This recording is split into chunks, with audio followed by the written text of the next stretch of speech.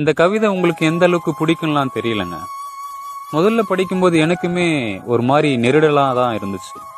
அதுக்கப்புறம் போக போகத்தான் இந்த கவிதையோட அடிநாதமே எனக்கு புரிய ஆரம்பிச்சதுங்க. பெண்கள் மீது இன்னும் கூடுதலான ஒரு மரியாதையை கொடுத்துச்சு இந்த கவிதை தான் சொல்லலாம்.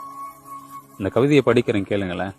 மூச்சடக்கி முத்தமிட்டு மார்பை கசக்கி எச்சில் பட்டு ஊடல் பிடியில் தொப்புள் தொட்டு உசுப்பும் கடியில் முனகள் இட்டு யோனி நுழைத்து இன்பம் கொண்டு கசியும் திரவம் பிசிறி அடித்து நீட்டி நிமிர்ந்து அயர்ந்து உறங்கினால் முடிந்து போகும் ஆணின் மோகம்.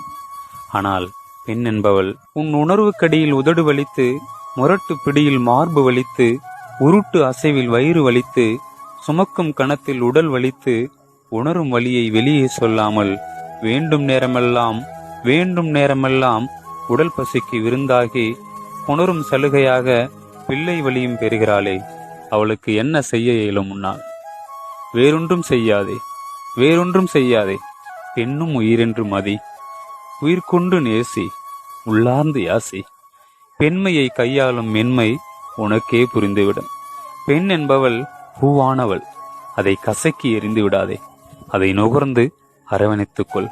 அவள் என்றும் தேவதையாகவே இருப்பாள் உன் ஆழ் மனதில். இந்த கவிதை எப்படி இருக்குன்னு சொல்லுங்க. Download ShareChat.